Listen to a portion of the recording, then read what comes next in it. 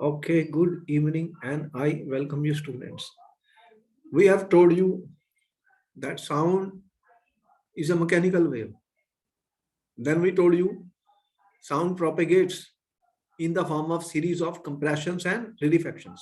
Yes, And we told you sound is produced due to vibration of the particles. Anytime there will be vibration, sound will be produced.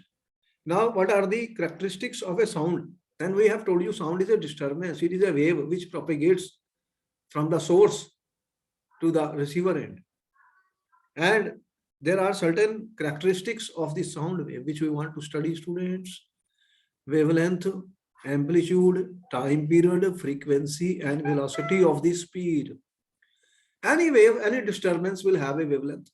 We will explain to you what is it: amplitude, time period, frequency, and velocity, and how to represent a sound in a graphic form.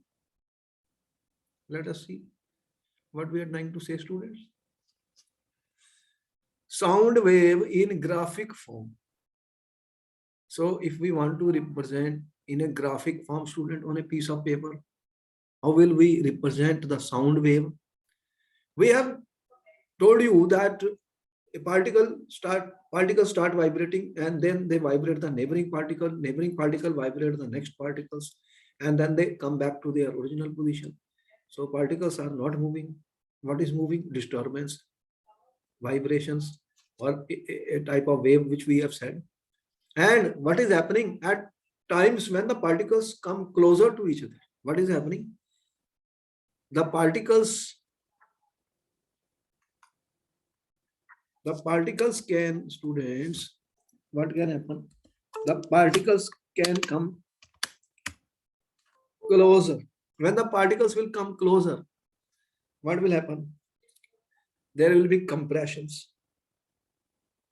So compressions means the particles, if the particle come closer, then there will be density increase. Density, what is density? Mass per unit volume. More particles are there in a particular volume, then density will increase. Density increases. And also, in other words, we can say pressure is also undergoing changes. So here, what will happen if density is more particles are there in a unit, in a particular volume? What will happen? The pressure will also increase. And then finally, what will happen? There will be rarefactions. What do you mean by rarefactions? The density will change. Density increases, particle comes closer, crowding. Density decreases when particles are farther away from each other. So there will be rarefactions. Rarefaction means what will happen? The density will decrease, and further pressure decreases. Pressure decreases. So there are a series which we have shown. Here is a speaker, student. This is a speaker. This is a source which produces sound or vibrations. As you can see at this point, the particle density is becoming higher. Compression, particles are moving away. Density less, density more, pressure less, pressure more, pressure less. Rarefaction, compressions, rarefaction, compression, rarefaction. So series of compression and rarefaction or density variations are propagating in space. So at a particular time, here another same type of thing we have shown in this picture: compression, rarefaction, compression, rarefaction, compression, rarefaction, compression. And the same thing can be put in a graphic form, which we call as a waveform. So sound propagates as density or pressure variations take place, as is shown. Okay? In this part, and the last part also, the graphic representation of the variation of density and pressure. How do we have density or pressure? Density or pressure. So density here, density is falling, density is increasing. So this shows compression maximum here, density is highest, then it falls, and this is what we call as a crust. This is a trough. So what do you have? Trough. This is your trough, where in that trough what you find? Density is minimum here at this point, pressure is Yes, also sir. less. So this is rarefaction, and at this peak, what is there? This is example, this is called the crust. Density is maximum, compression. So compression, rarefaction. So this is the way this compressions and regions are moving. Peak represent the region of maximum compression and maximum density, maximum pressure, and the lowest part of it, which we call as a trough, represents where the density is the lowest and pressure is also the lowest. You can see that this picture is a graphic representation of the sound wave which is propagating from a source and to the receiver or wherever it goes. Now the question is, what are the characteristics, student? Different characteristics.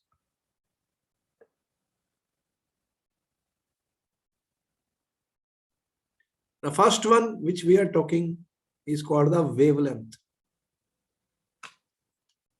Length of a wave, student. It is a wave. What is the wavelength? The distance between two consecutive compression or rarefaction is called the wavelength.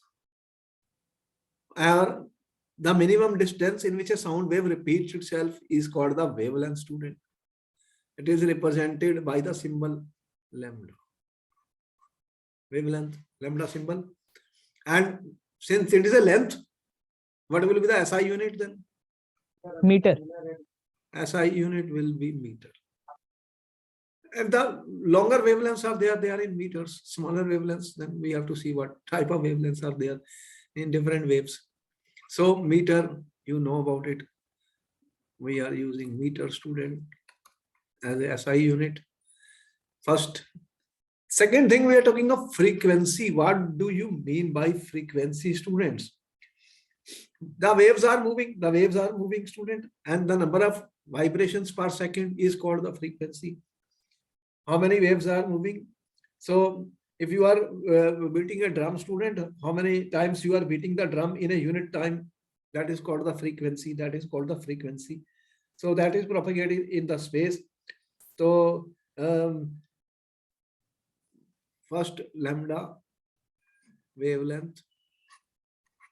Second, frequency, the number of vibrations per second, number of waves that produced in 1 second. In 1 second, how many waves are produced? That is the frequency. And the unit, SI unit, is the hertz, frequency unit. What is that? Hertz. To honor a scientist, student, Hertz is a capital, so it is the honor of a scientist. So the short letter which we will use is Hertz. And if this frequency is small, then we will also use kilohertz. And kilohertz means what? 10 power 3 hertz. That will be kilohertz, which will be equal to 1000 hertz. Because the hertz may be a small unit, then we will use kilohertz. When sound is propagated through a medium, density of the medium oscillates between maximum value and minimum value and makes one complete oscillation. That makes one complete oscillation. Note down.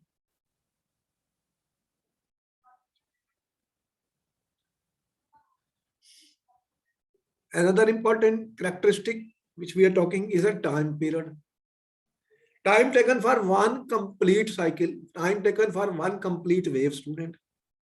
So the time period required to produce one complete wave, that is frequency is equal to 1 by time period, or time period is equal to 1 by frequency. So number of vibrations per second, 1 by number of vibration per second, that is the time taken for one complete vibration. Time taken another way, by 2 consecutive compression or rarefaction to cross a fixed point is called the time period. Then what will be the SI unit of time period? Seconds. Seconds. We already know that seconds is the SI unit of time. So SI unit is, we are representing by T, time period. Another important thing, amplitude. What do you mean by amplitude? The magnitude of maximum disturbance in the medium on either side of the mean value is called amplitude. How the sound is propagating, particle vibrates from its mean position and it transfer that vibration to the next. What is the total maximum state displacement of the particle? If the particle goes a bigger displacement, what will happen? Then it has a higher amplitude. Table you hit stronger and stronger. What is happening? The sound is becoming louder. Yes, sir. That means the particle, you are giving more energy. It is experiencing greater displacement from the original position, from the mean position. So the maximum displacement of the particle of the medium from original undisturbed position when wave passes through a medium is called the amplitude. So we have amplitude also. Maximum displacement, that is the maximum displacement. If a sound is very loud, what will it mean? It has a larger amplitude. Loud Yes, sound. sir.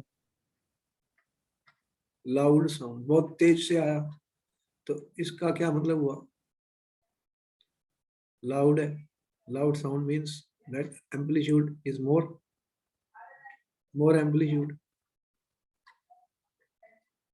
More amplitude है इसका, तो इसलिए इसका होगा. तो loudness और softness is determined by the amplitude students. अब एक और चीज पर आगे, उसे क्या बोलते हैं? वेलोसिटी और स्पीड ऑफ द वेव. तो कितनी स्पीड से साउंड ट्रेवल कर रहा है? देखो हमने we talked about the speed of the light. What is the speed of the light? 3 into 10 power 8 meter per second. तो क्या साउंड स्पीड की ट्रेवल से ज्यादा फास्टर है या स्लोअर है? तो देखेंगे स्पीड ऑफ द लाइट जो हमने वो वैक्यूम में बताई थी और उसको एयर में भी हमने कहा इक्वल है. और जो वेलोसिटी और या स्पीड है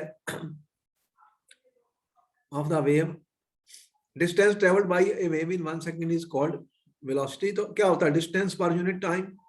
तो कितना डिस्टेंस ट्रेवल करेगी wave in 1 second, that will be the velocity. तो अगर हमें डिस्टेंस पता लग जाए, कितना डिस्टेंस ट्रेवल किया है, और टाइम पता लग जाए स्टूडेंट, तो इसके SI unit, bulb is SI unit metre per second. और देखते हैं क्या है इसके अलावा. इंटेंसिटी, जैसे लाइट में हम कहते हैं इंटेंस लाइट है, लेस इंटेंस है, तो amount of sound energy passing each second through a unit area is called the intensity of the sound. In 1 unit time how much amount of sound energy is passing. Intense sound है, feeble sound है. तो intense का मतलब क्या है? कि amount of sound energy passing each second में जितनी साउंड एनर्जी यूनिट एरिया में से पास करती है, that is called the intensity of the sound. ये सब नोट कर लो, सारा नोट कर लो students. Sir, what is the SI unit of amplitude? Amplitude क्या है? डिस्प्लेसमेंट ही तो है, और क्या? डिस्प्लेसमेंट क्या होती है? डिस्टेंस ही तो है, और क्या? रेजिस्टेंस का क्या यूनिट होगा? मीटर. Meter. कितने मीटर है, कितने जो भी है यूनिट, ऐसा unit metre. All right, students. Many things you will learn in the when you opt for physics. You will learn more about it. अभी बहुत थोड़ा इंट्रोडक्शन ही है सारा. Now what we are trying to say, student. देखो, a violin and a flute. आपने violin देखा? नहीं देखा तो देख लेना, क्योंकि बहुत सारे ऐसे इंस्ट्रूमेंट्स हैं, वी आर नॉट श्योर. ये जो म्यूजिक इंडस्ट्रीज में कभी कभी आपने शोज देखे, you hardly see that in a man is singing a song. पता नहीं कितने इंस्ट्रूमेंट्स होते हैं बैक साइड में, कभी देखना, बहुत सारे. ये पूरी टीम है, बहुत ज्यादा टीम है, मतलब हमें पता ही नहीं उनके नाम भी कितने यूज हो रहे हैं। तो आप देखिए कि ऑर्केस्ट्रा जब प्ले होता है उसमें बहुत सारे प्लेयर्स होते हैं, it's a full team, so much is there. तो वायलिन और फ्लूट की बात कर रहे हैं। Both sounds travel through the same medium that is air and arrive at our ear at the same time. यहां से भी एक साउंड आया, यहां से भी साउंड आया, तो ये सोर्स है student, this is the source, और ये हमारा ईयर है, यहाँ पे पहुंचा। तो इनकी स्पीड तो सेम है, they are moving at the same speed in air. Air है तो एयर में तो स्पीड सेम ही है साउंड की, irrespective of the source. Source तो डिफरेंट है लेकिन स्पीड ऑफ द साउंड क्या है, सेम है दोनों की, जहां पर आप बैठे सुन रहे हो। लेकिन जब साउंड हम रिसीव करते हैं तो वो क्या सेम होता है, लगता है आपको, या डिफरेंट लगता है? डिफरेंट। तो ये क्या चीज है भाई, साउंड रिसीव्ड जो साउंड है, जो रिसीव्ड होता है साउंड, साउंड जो होता है रिसीव होता है वो डिफरेंट होता है। क्या दिखता है? डिफरेंट दिखता है students. This is due to different characteristics associated with sound. तो साउंड के कैरेक्टरिस्टिक्स डिफरेंट है, इसका मतलब जो साउंड है उसके कैरेक्टरिस्टिक्स डिफरेंट है। क्या डिफरेंट है? Characteristics are different. तो जब उसके कैरेक्टरिस्टिक्स डिफरेंट होंगे तो हमारे को साउंड भी डिफरेंट मतलब सुनाई देता। तो जो हम रिसीव कर रहे हैं वो डिफरेंट है। तो एक पिच भी होती है, कह रहे हैं पिच ऑफ द साउंड। तो ब्रेन हमारा इंटरप्रेट करता है, brain, our brain interprets the sound. How the brain interpret the frequency of the emitted sound is called the pitch. What is the pitch? How the brain interpret the frequency of an emitted sound is called the pitch. तो हमारा brain कैसे interpret करता है जो emitted frequency है। The faster the vibration of the source the higher is the frequency. मतलब अगर vibrations जो है, फ्रीक्वेंसी ज्यादा है, number of vibration per second ज्यादा है, ये कह रहे हैं हायर द फ्रीक्वेंसी। क्या बता रहा हूं? Higher the frequency students. तो फ्रीक्वेंसी हायर हो गई, उससे क्या होगा? पिच भी हायर है। Higher the frequency higher the pitch. तो फ्रीक्वेंसी हायर हो गई स्टूडेंट, तो उसकी पिच भी हायर होगी। तो पिच किसके ऊपर डिपेंड करती है? फ्रीक्वेंसी। फ्रीक्वेंसी का मतलब क्या है कि वाइब्रेशन फास्टर है। फास्टर का मतलब क्या है? नंबर ऑफ वाइब्रेशंस पर सेकंड। ये किसके ऊपर डिपेंड करती है? नंबर ऑफ वाइब्रेशंस पर सेकंड स्टूडेंट। तो एक सेकंड में वाइब्रेशन ज्यादा हो रही है, जब एक सेकंड में वाइब्रेशन ज्यादा हो जाती है उसे क्या बोलते हैं? Pitch. Thus, a high pitch sound corresponds to more number of compressions and rarefaction passing a fixed point per unit time. इसका मतलब फ्रीक्वेंसी का मतलब क्या था? नंबर ऑफ वाइब्रेशंस पर सेकंड। नंबर ऑफ वाइब्रेशंस क्या हमने कैलकुलेट की कि कितनी कंप्रेशन और रेरिफेक्शन होती है एक सेकंड में। एक वेव क्या होती है? एक वेव का आपने देखा कि पूरी जो वेवलेंथ है उसमें कंप्रेशन होता है और रेरिफेक्शन भी होते हैं एक फुल साइकिल में। Thus, a high pitch sound corresponds to more number of, that means it corresponds to high pitch का मतलब क्या हुआ? आपने कहा ये हाई पिच साउंड है, this can be asked in the paper, what it means? Question, what is high pitch sound? तो there are more number of compressions and rarefactions, ठीक है, passing a fixed point per unit time, ठीक है, passing a fixed point per unit time, उसी को frequency कहते हैं, ठीक है। फ्रीक्वेंसी क्या है? ज्यादा फ्रीक्वेंसी होगी तो उसकी पिच भी ज्यादा होगी साउंड की। तो ये समझ में आ गया पिच क्या होती है? Yes sir. आगे चलते हैं, फिर पिच का पता लग गया।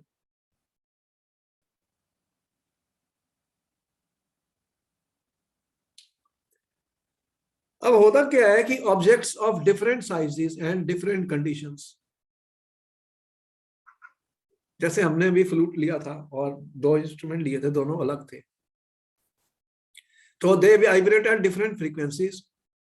तो ये दोनों जो फ्लूट थे और वायलिन थे, ठीक है, इनके अंदर क्या हो रहा था, ये जो प्रोड्यूस करते हैं साउंड, दे ये वाइब्रेट करते हैं different frequencies, they vibrate at different frequencies, ठीक है। तो फिर इनकी पिच भी डिफरेंट है। क्या डिफरेंट है? पिच। वेलोसिटी तो सेम है साउंड की Yes, sir. एयर में। तो जब वो then they will reach the ear, we will experience different sounds, pitch different and different sounds हमें experience होते हैं, क्योंकि उनकी जो वाइब्रेशंस हैं वो डिफरेंट है, फ्रीक्वेंसीज डिफरेंट है, डिफरेंट इंस्ट्रूमेंट्स की फ्रीक्वेंसीज जो है डिफरेंट होती हैं, तो उनकी पिच भी डिफरेंट होती है। अब यहाँ पर हमने शो किया ये वेव एक डिस्टर्बेंस है, ये ट्रेवल कर रही है, wave shape for low pitch, ये लो पिच है। लो पिच का मतलब क्या, जल्दी से बताइए student. Low number of vibrations per per second. Second, low frequency, Yes, sir. तो फ्रीक्वेंसी कम है, मतलब आपने ये कहा कि number of compressions and rarefactions, number of compression and rarefactions per unit time passing through a fixed point, ठीक है, एक फिक्स्ड पॉइंट पे जो पास करेंगे वो लेस है, तो ये लो पिच है, लो पिच साउंड। आप देख रहे हो यहाँ पे वेव की डिस्टर्बेंस कितनी दिख रही है, देखो इसके और इसको कंपेयर करो, इसमें क्या हो रहा है, बहुत सारी वेव्स हैं, मोर frequency, more compression and rarefactions, more crust and troughs are passing per unit time at a fixed point। तो यहाँ पर क्या ये लो पिच है या हाई पिच है? If I compare A and B, ऐसे क्वेश्चन ही पूछते हैं, वो डायग्राम दे देते हैं, बताओ भाई क्या है, ये क्या है, हाई पिच है, हाई पिच साउंड है, ये हाई फ्रीक्वेंसी है, वाइब्रेशन है। What is this? High frequency. तो number of compressions and rarefaction per unit time इसमें ज्यादा है, तो ये फिर हमारे को डिफरेंट एक्सपीरियंस मिलेगा, यहाँ पर डिफरेंट मिलेगा। तो डिफरेंट इंस्ट्रूमेंट्स जो हम यूज करेंगे म्यूजिक में कहीं भी, उनकी फ्रीक्वेंसीज विल बी डिफरेंट, जबकि साउंड की जो स्पीड है वो एयर में आपको कांस्टेंट है, वो सेम है, उसमें कोई प्रॉब्लम नहीं, एट ए गिवन टेम्परेचर।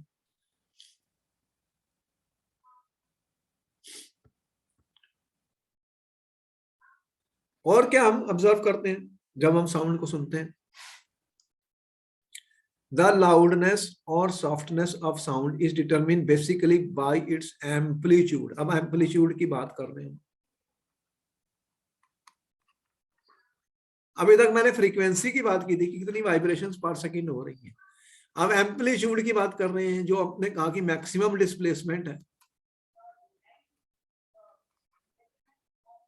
मैक्सिमम डिस्प्लेसमेंट जो हो रही है from the original position, from the original position of the particles।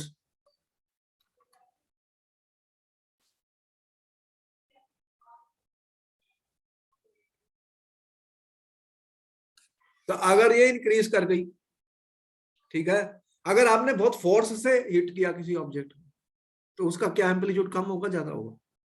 It will be more. You are hitting an object with greater force, student,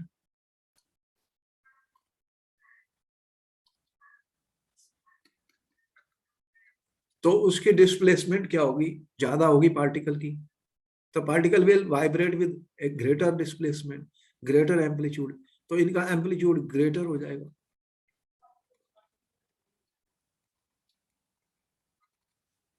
तो ये साउंड जो है वो लाउडनेस इसकी बढ़ जाएगी,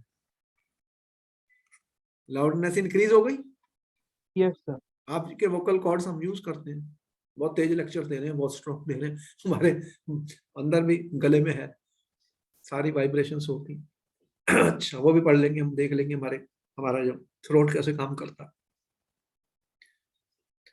The amplitude of sound wave depends on the force with which an object is made to vibrate. If we strike a table lightly, we hear a sound.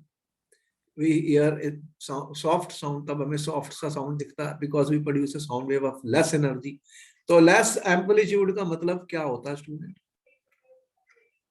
कहीं देखो, there are so many ways we are connecting. That means less energy. तो इसके पास कम energy है तो इसका amplitude भी कम है। तो ये साउंड को हम कौन सा साउंड कह रहे हैं? Soft sound. Yes, sir. कोई साउंड इतने फीबल हो जाते हैं, गिरते रहते हैं, बहुत हल्के हो जाते हैं, वो दिखा फिर सुनाई नहीं देते हमें।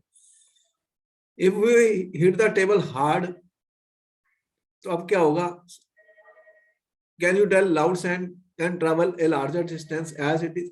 तो अब जब आपने टेबल को हार्ड हिट कर दिया टेबल को, किसको कर रहा हूं? टेबल को। तो इसका क्या हुआ? ये लाउड हो गया, LOUD, ठीक है, ये लाउड साउंड है। मतलब जब साउंड लाउड हो गया तो स्टूडेंट अब क्या हुआ? तो साउंड जब लाउड हो गया तो इसका एम्पलीट्यूड क्या है? मोर है। एम्पलीट्यूड मोर इंक्रीज कर गया इसका। अब इसकी एनर्जी भी बढ़ गई। अगर एनर्जी ज्यादा होगी तो बताओ कि साउंड दूर तक जाएगा या नजदीक तक जाएगा? अरे मैंने एनर्जी ज्यादा, तो फिर क्या होगी? जो वेव जा रही है वो लॉन्गर डिस्टेंस ट्रेवल कर जाएगी, ठीक है। Yes, sir. ये भी पता लग गया। Higher the energy student. तो आपने कहा sir higher the amplitude, the sound will travel more distance. Sound travels larger distance, ये लार्जर डिस्टेंस ट्रेवल कर जाएगा और दूर तक चले जाएगा। तो सोर्स से जितना आप ज्यादा एनर्जी दोगे, जितना एम्पलीट्यूड इंक्रीज करते जाओगे और दूर तक साउंड जाता है। तो sound wave spreads out from its source as it moves away from the source, its amplitude as well as its loudness. तो जैसे जैसे डिस्टेंस बढ़ता जाएगा स्टूडेंट, तो क्या होगा? क्या होता है फिर? इसकी जो लाउडनेस है वो कम होती रहती है और एक स्टेज के बाद वो बिल्कुल डाई कर जाता है। जो भी मैं बोलता हूँ किसी डिस्टेंस तक नहीं जा सकता, ठीक है। तो सोर्स के बाद क्या होता है कि with distance amplitude keeps on decreasing. तो ये सोर्स है, तो डिस्टेंस बढ़ता जाएगा तो एम्पलीट्यूड इंक्रीज होगा या डिक्रीज होगा? Amplitude will decreases. As the distance increases, amplitude decreases. So shows the wave shapes of a loud and a soft sound of the same frequency. तो frequency same हो सकती है लेकिन sound soft। अब frequency मैंने same कर दी, एक loud है और एक soft है, तो इनमें क्या difference है? एम्पलीट्यूड का। क्या है? एम्पलीट्यूड। ऐसे क्वेश्चन ग्राफिकली दे दिए जाते हैं स्टूडेंट्स से और पूछा जाता है कि क्या सेम है और क्या डिफरेंट है। मतलब ये देखिए, अब दो वेव्स में हमने दिखाई है आपको। देखो ये है wave A and this is our wave B student. Sound की दो वेव्स दिखा रहे हैं। बताओ इसमें एम्पलीट्यूड किसका ज्यादा है? Wave B. इसका एम्पलीट्यूड A1 और इसका एम्पलीट्यूड A2। तो amplitude of B, amplitude students, amplitude, क्या हो गया? पेन करके देखता हूँ, पेन ठीक करूँ।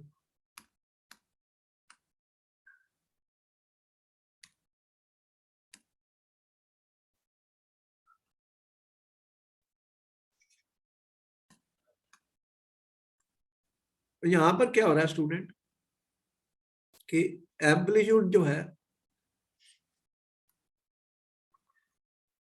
Amplitude of wave B is greater than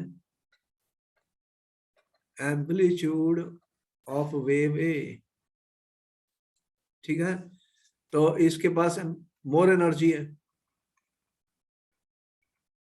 sound energy more है, इसके पास क्या है, less sound energy,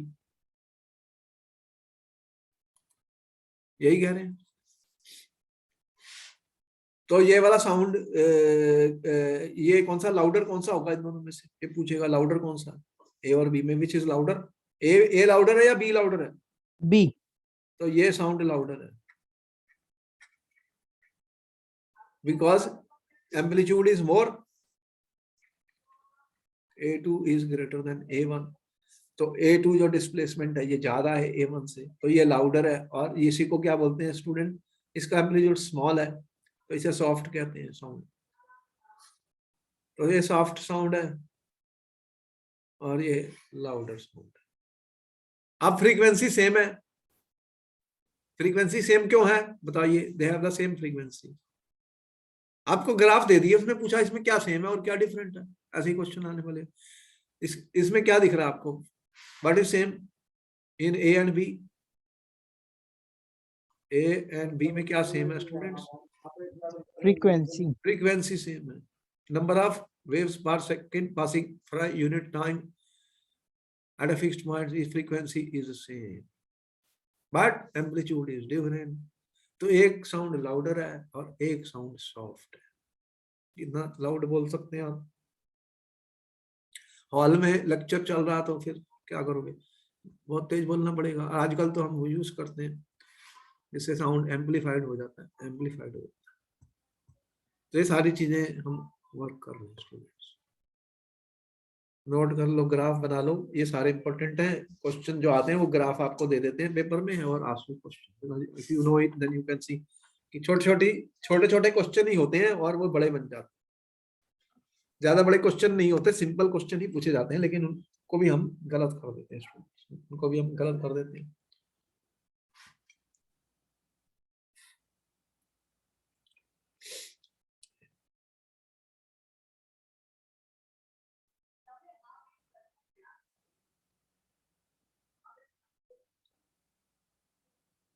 sir return. Another thing is coming student, एक होती है क्वालिटी और टिम्बर ऑफ द साउंड, आप क्वेश्चन ये पूछेगा व्हाट इज क्वालिटी और टिम्बर ऑफ साउंड, साउंड की टिम्बर है, क्वालिटी ये क्या होती है, व्हाट इज क्वालिटी और timber of sound,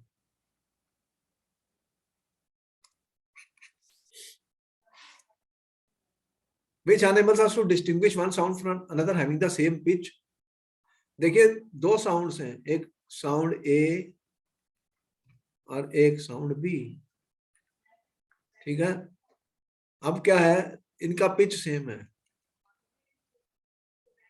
pitch same का मतलब क्या हुआ, what do you mean by pitch same, जल्दी बताओ क्या सेम है, पिच किसके ऊपर डिपेंड करती है, amplitude pitch and frequency. Amplitude पर डिपेंड करती है, अरे पिच किसके ऊपर डिपेंड करती है, एम्पलीट्यूड थोड़ी बताया मैंने, लाउडनेस भी सेम है,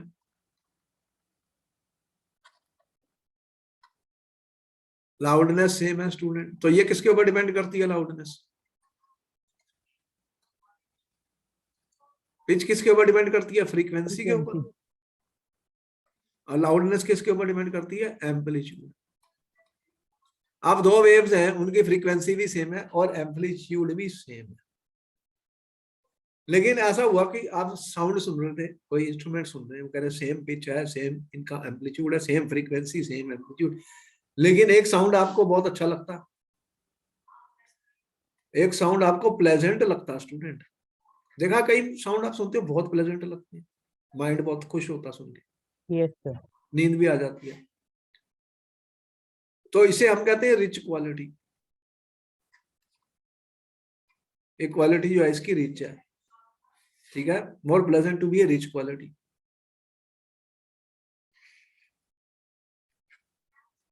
तो जिसके साउंड प्लेजेंट नहीं है वो पुअर क्वालिटी हो गया, पुअर क्वालिटी, तो इनके पिच एंड एम्पलीट्यूड सेम है, तो जो फीलिंग आपको आ रही है वो साउंड प्लेजेंट की आ रही है, that we call as a rich quality. ये कुछ डेफिनेशंस हैं, इनको आप नोट कर लो। फिर एक साउंड है जिसकी सिंगल फ्रीक्वेंसी वाला साउंड है। सिंगल फ्रीक्वेंसी साउंड क्या होता है स्टूडेंट? क्योंकि जो साउंड है उनकी कई फ्रीक्वेंसीज हो सकती हैं, लेकिन जब साउंड सिंगल फ्रीक्वेंसी का है उसे टोन कहते हैं। क्या बोलते हैं? टोन। Tone. डेफिनेशन पूछी जा सकती है एग्जाम में, नोट कर लो। The sound which is produced to mixture of several frequencies. और कोई ऐसा साउंड है जिसमें मिक्सचर है सेवरल फ्रीक्वेंसीज के, मिक्सचर है, बहुत सारी फ्रीक्वेंसीज के मिक्सचर है स्टूडेंट, उनको नोट कहते हैं। ये अगर म्यूजिक में ये यूज होते हैं, ठीक है? ठीक है, sound which is produced to mixture of several is called a note and is pleasant to listen to. तो जिसके अंदर मिक्सचर ऑफ फ्रीक्वेंसीज होंगी एंड प्लेजेंट होगा, लिसन, प्लेजेंट टू लिसन, उसे क्या बोलते हैं? नोट। और जो एक नॉइस होता है वो प्लेजेंट होता है क्या? No, sir. तो नॉइस जो होता है दैट इज अनप्लेजेंट। नॉइस मतलब ये शोर मचा रहे हैं बच्चे क्लास में, बहुत शोर मच रहा है, वो अनप्लेजेंट होता है। क्या होता है स्टूडेंट? अनप्लेजेंट होता है to the ear, to the ear. जो म्यूजिक होता है क्या वो अनप्लेजेंट होता है? सुनिए, सच्चे गाने चल रहे हैं, किसी भी पार्टी में जाते हैं, बड़े बड़े गाने, बस बहुत लाउडली नहीं, मतलब सॉफ्टली आराम से चल रहे हैं, तो क्या वो लोग एंजॉय करते हैं या कि उसको कहते हैं भैया हटा इसको बंद कर, क्या कहते हैं? They enjoy. तो फिर ये म्यूजिक जो होता है, इसका मतलब जो म्यूजिक जिसे हम म्यूजिक कहते हैं स्टूडेंट, म्यूजिक तो कोई नॉइस नहीं है, म्यूजिक तो पूरा वो एक सब्जेक्ट है, एक थेरेपी भी है आजकल, म्यूजिक थेरेपी। ठीक है, तो वो म्यूजिक जो होता है वो प्लेजेंट होता है। क्या होता है? प्लेजेंट साउंड होता है। तो उसकी क्वालिटी फिर हम कैसे करेंगे, वो कैसी क्वालिटी होगी? That will be a rich quality sound. तो म्यूजिक में कोई भी चीज आप कर रहे हैं तो वो रिच क्वालिटी साउंड है, मतलब क्या हमारे पास जो एक्सपीरियंस है वो प्लेजेंट है स्टूडेंट, प्लेजेंट। ये सारे पॉइंट नोट कर लो।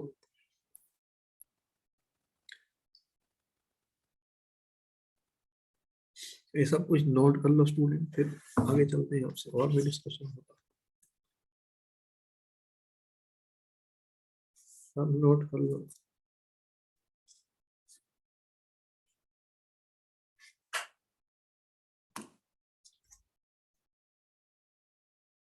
हर चीज के पॉइंट्स हैं, उनको नोट करो।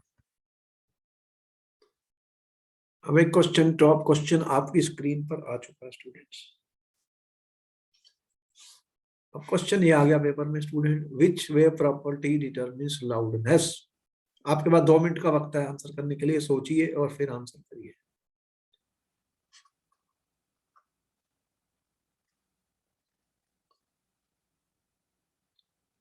प्रॉपर्टी ऑफ वेव इंपॉर्टेंट है, ऐसा क्वेश्चन आ सकता है। Property of wave that determines loudness. Loudness किसके ऊपर डिपेंड करता है student? Amplitude. Property of wave Uh, determines loudness is amplitude.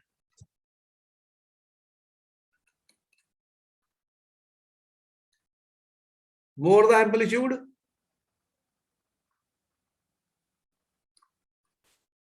More the amplitude student क्या होगा? More loud. मोर लाउडनेस। अब बी कह रहा है student property of wave which determines pitch.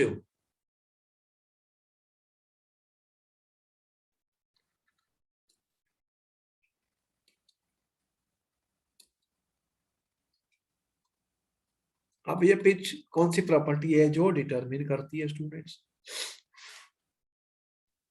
Frequency. Frequency. ठीक है, frequency of the vibration will decide the pitch. ठीक है, frequency of sound wave, number of vibrations taking place per second, that is the sound frequency. ठीक है, frequency increases, pitch of the sound increases. चलो, दोनों के answer ठीक निकले. वो कह रहा है guess which sound has a higher pitch, guitar or a car horn.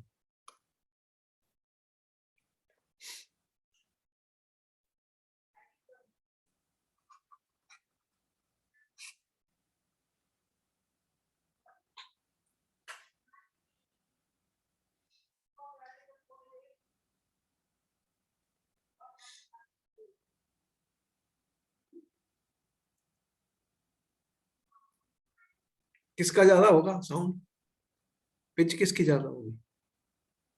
Sir guitar. Guitar की नहीं होती, जो इलेक्ट्रॉनिक इंस्ट्रूमेंट उनकी ज्यादा होती है. जो इलेक्ट्रॉनिक इंस्ट्रूमेंट है उनकी ज्यादा होगी. जो ये कार के हॉर्न है, ठीक है, उनकी पिच ज्यादा कार हॉर्न जो है. अरे वो तो बहुत दूर तक जानी है ना, कार हॉर्न जो होते हैं इलेक्ट्रॉनिक होते हैं ये आजकल.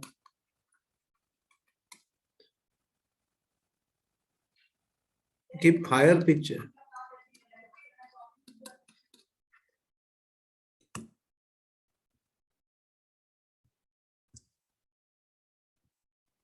अब जो स्पीड ऑफ द साउंड पर आ गए. द स्पीड ऑफ साउंड कैसे डिफाइन करते हैं? The distance which a point on a wave such as compression travels per unit time. तो स्पीड क्या है? स्पीड क्या होती है? Distance by time. अगर ये डिस्टेंस है मेरा, एस डिस्टेंस है, तो स्पीड जो है मेरी डिस्टेंस बाय टाइम हो गया. Lambda is a wavelength. अगर लैम्डा वेवलेंथ है, it is a distance travelled by the sound wave in one time period T. ठीक है, तो टाइम पीरियड जो होता है क्या होता है? Distance travelled by the sound, ठीक है, in one full one time period. Lambda wavelength है अगर इसकी, here lambda is the wavelength of sound wave. अगर wavelength lambda है,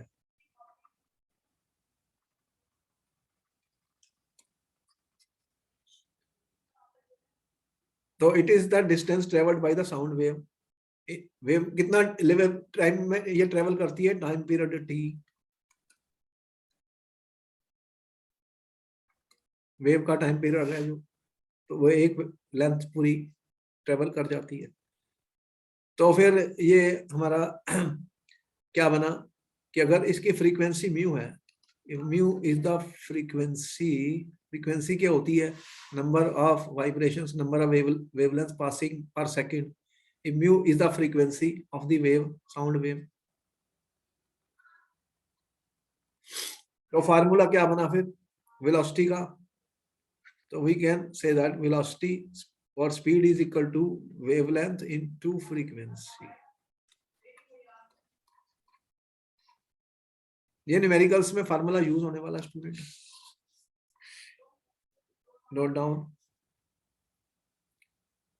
तो velocity is equal to student, इसका सिंबल मैंने रखा, ये लैम्डा वेवलेंथ है इनटू फ्रीक्वेंसी.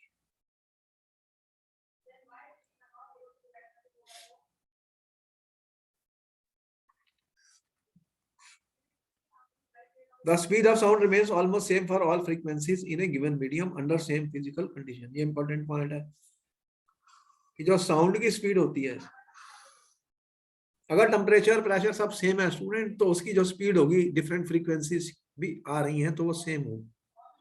इंपॉर्टेंट पॉइंट है. ऐसे क्वेश्चन रीजन और असर्शन में वो पूछते हैं और बनाते भी हैं. ठीक है, तो speed of the sound remains almost same for all frequencies in A given medium. Given medium के अंदर तो स्पीड ऑफ द साउंड क्या रहती है? सेम रहती है. ये सेम रहेगी अगर मीडियम सेम है. फ्रीक्वेंसी बदल सकती है. अब आपके पास एक न्यूमेरिकल आ गया स्टूडेंट, आपके पास 2 मिनट का वक्त है. You have 2 minutes to answer the question student. इसको करिए.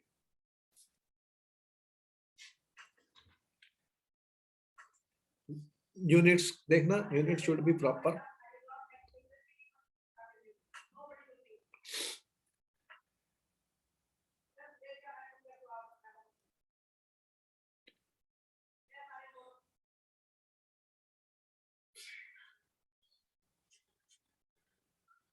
A sound wave has a frequency of 2 kilohertz student.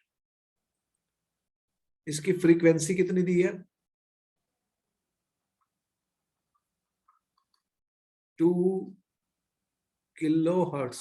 इसका मतलब क्या हुआ स्टूडेंट? 2 into 10 power 3 hertz. और फ्रीक्वेंसी का यूनिट क्या होते हैं? पर सेकंड. नंबर ऑफ वाइब्रेशंस पर सेकंड, मतलब पर सेकंड. हर्ट्ज का मतलब क्या है? पर सेकंड. फ्रीक्वेंसी पता लग गई. एंड वेवलेंथ कितनी दे रखी है स्टूडेंट?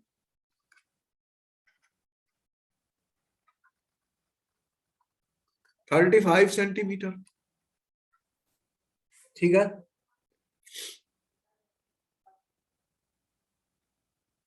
अब 35 सेंटीमीटर इसकी वेवलेंथ है स्टूडेंट. तो ये पहले निकालो इसके यूनिट्स.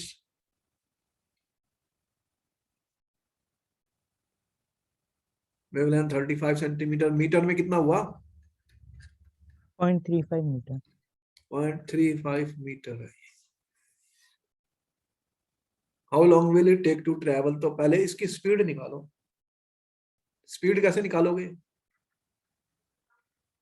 फार्मूला क्या बताया स्पीड का? Wavelength into frequency.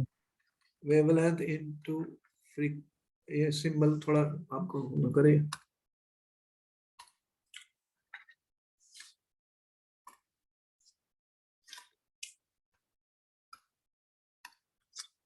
तो वेवलेंथ है मेरे पास और फ्रीक्वेंसी, ये सिंबल एक जैसे लग रही है, वी और इसमें फर्क है.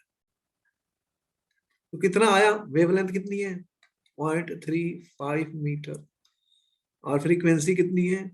2 into 10 power 3 हर्ट्स.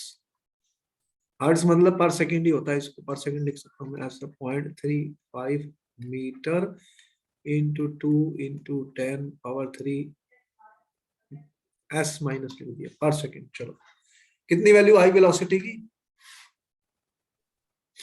700 मीटर पर सेकंड. 700 आई है.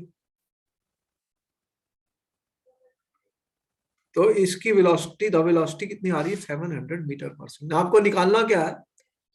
How long will it take to travel 1.5 kilometre. तो उसका फार्मूला क्या है? वेलोसिटी जो होती है वो क्या होती है? डिस्टेंस बाय टाइम या डिस्प्लेसमेंट बाय टाइम, जो भी है. ठीक है. अब टाइम डिस्टेंस कितना दिया है इसने? कितना ट्रेवल करना है? 1.5 किलोमीटर. कितना हो गया in SI unit? 1500 metre. 1500 metre हमारे को डिस्टेंस दिया है. तो फिर टाइम कितना आएगा?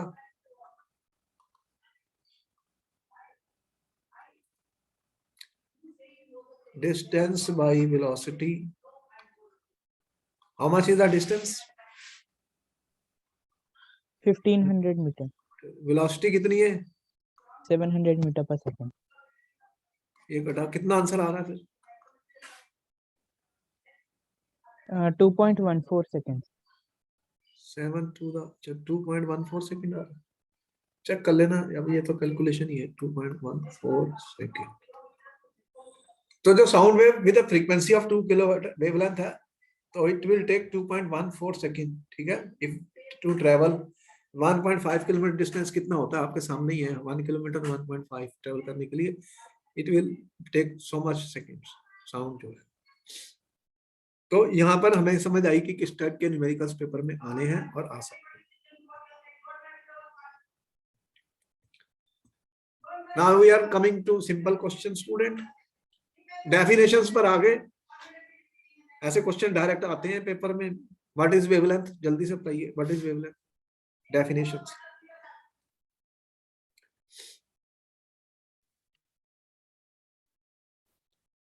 Sir, it is the distance between two consecutive compressions and rarefaction. What is frequency? Number of vibrations per second is called the frequency. And amplitude?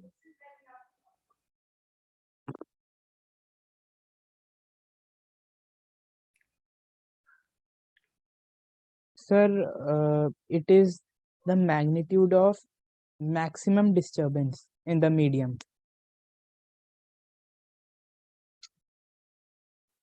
So, all right.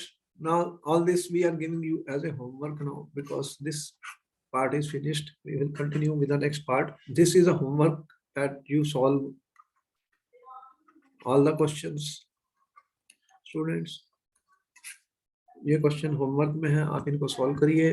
To, how are the wavelength and frequency of sound wave related to its speed, वो formula जो अभी हमने derive किया है. Calculate the wavelength of उस frequency and speed is given in a given medium. Apply the formula, get the answer. A person is listening to a tone of 500 hertz sitting at a distance of 450 from the source. What is the time interval between successive compression and rarefactions? Between successive compression and rarefaction. तो ये सारी questions हैं homework के लिए. इसको homework में करना है. The amount of sound energy passing each second through a unit area is called the intensity of the sound. We sometimes use terms loudness and intensity interchangeably, but they are not the same. Loudness is a measure of response of the ear to the sound. Even when two sounds are of equal intensity, we may hear one or is louder than other simply because our ear detects it better. तो ये भी कुछ terms हैं जो already हमने बता दी हैं. This ends up the second part of the sound waves. Characteristics of sound wave important. There will be numericals asked on this. And then we will meet you in the next class. Okay, tomorrow we see you at 6 o'clock. All Yes, right. sir. Okay, and we'll meet you tomorrow. Thank you, sir.